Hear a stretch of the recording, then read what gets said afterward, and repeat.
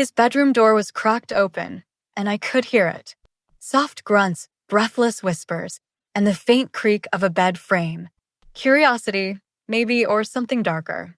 When I peered inside, I didn't expect to see my 25-year-old stepson lost in his own world, his body moving in a way that made my breath catch. "You weren't supposed to see this," I heard myself say. And in that moment, I crossed a line I swore I never would. But what happened after? Even I didn't see coming. Before I go any further, I just want to say thank you to everyone subscribed to this channel. Your support means everything to me. To all new viewers, I see you too. And if you haven't subscribed yet, I hope this story pulls you in deep enough to tap that button. That little click is the fuel that keeps this channel alive and burning. Also, I want to hear what you think about stories like this. Your thoughts, your reactions, your judgments, or understanding. Drop them all in the comments. Let's talk. Let's share. Now, back to that night. I'm Rachel, and I've lived in Wyoming for most of my adult life. Small towns like this keep secrets buried under sagebrush, wind, and silence. I married Patrick when I was 42. He was a rugged, graying man with a farmer's hands and a teacher's voice, strong, respected, but emotionally distant. He had a son, Caleb, from a previous marriage. When I met Caleb, he was only 14. All lanky limbs and shy smiles, polite, reserved. But as the years passed, the boy grew into a man. A tall, broad-shouldered, quiet, smirking man. Patrick and I stopped touching each other 3 years ago. No affair, no fight, just a slow retreat into separate rooms, separate routines, separate lives. I stayed out of duty, out of habit, out of fear. Caleb had come home for the summer, fresh from college, saying he needed time to figure things out.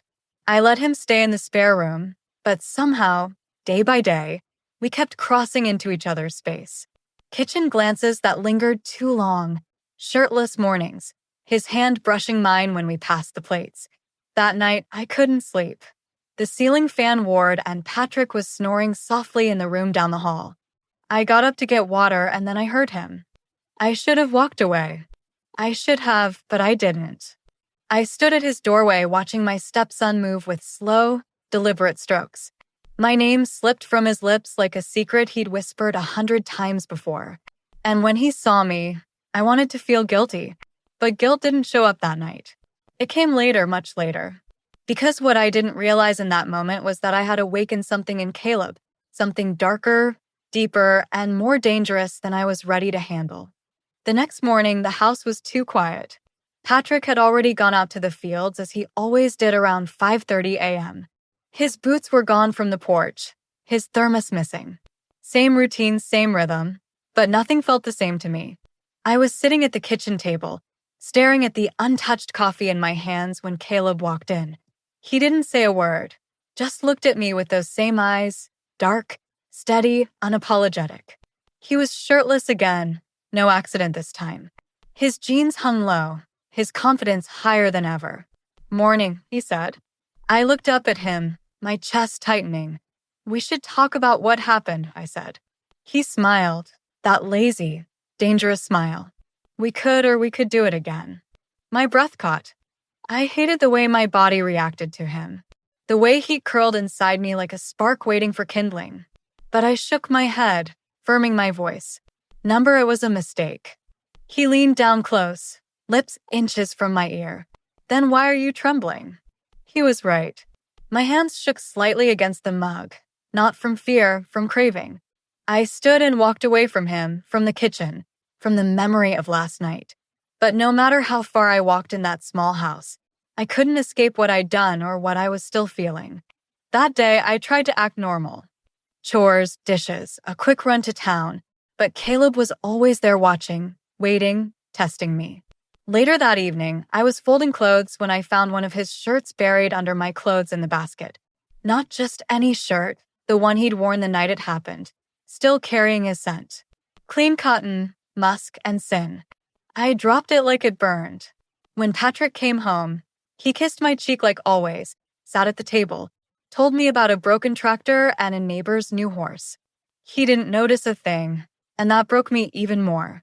That night, I lay in bed beside him, silent, still, his back turned, his breathing deep, and my phone buzzed. A message from Caleb. Just 2 words, still thinking. I turned the screen over and tried to sleep, but sleep didn't come. Instead, memories replayed. His hands, his breath, the way my name sounded in his mouth.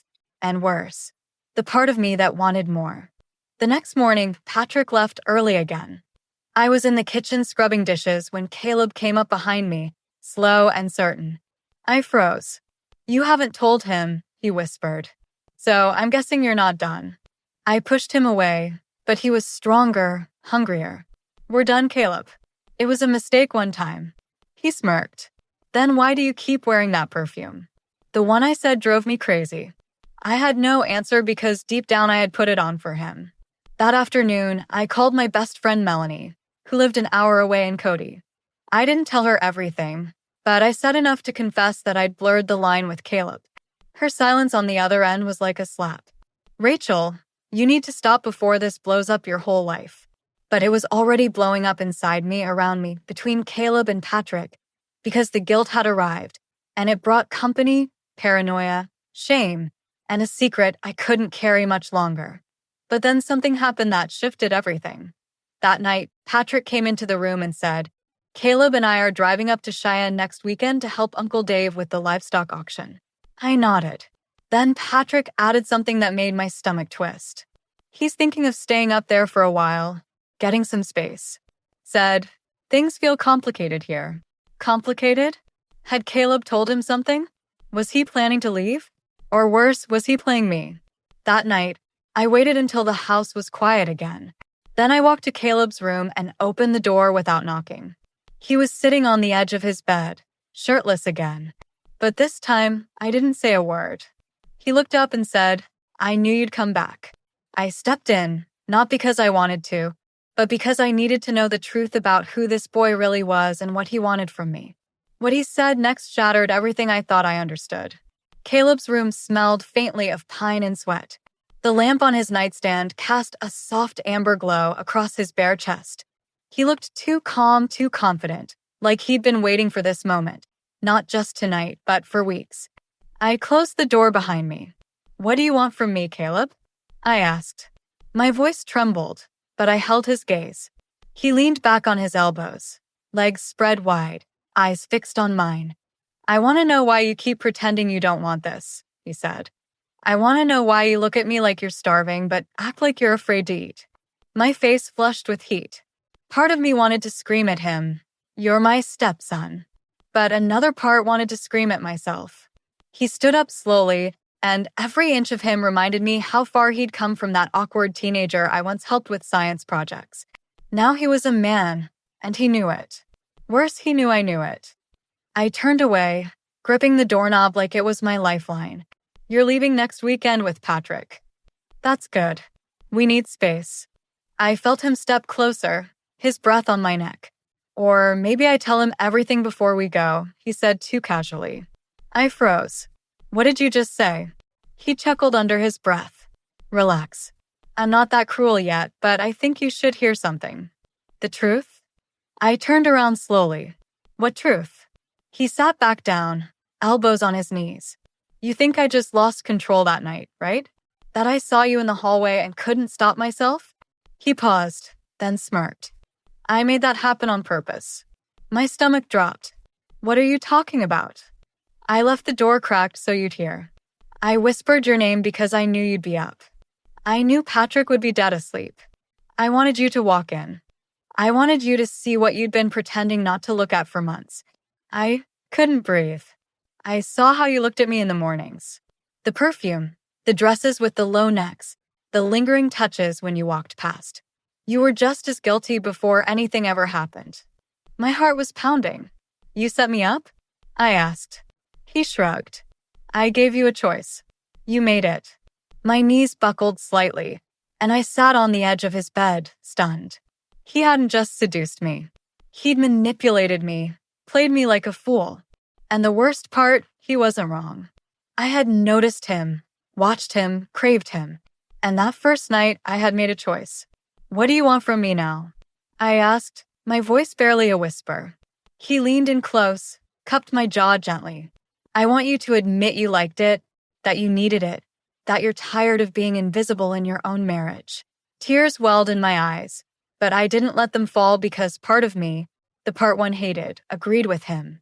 Patrick hadn't touched me in years, hadn't made me feel like a woman, like a desire, like anything other than a fixture in his quiet, fading world.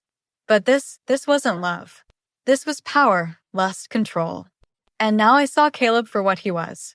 Not a boy craving affection, but a man playing a dangerous game, one he was winning. I stood up and faced him. You want to win, Caleb? Fine. You got what you wanted. But this ends now. You leave with your father. You go to Cheyenne. You forget this happened. And if you ever threaten to tell him, I swear I'll burn every bridge you have. He looked surprised, then amused. You really think you can pretend nothing happened? I stepped closer, my eyes locked on his. I've lived with bigger lies than you, and I'll survive this one too. He stared at me for a long beat, then smiled. Guess you're stronger than I thought. As I turned and walked out of his room, I knew the consequences would follow me. That guilt would settle in my bones for years, that I might never forgive myself. But I had taken back control. I had drawn a line in the ashes.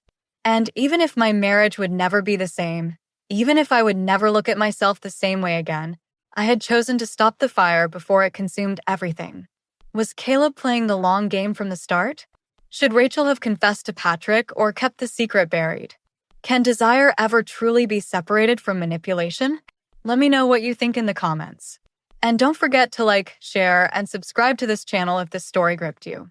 Your support is what keeps this journey alive, one confession at a time. Until the next story, stay bold, stay honest, and stay tuned.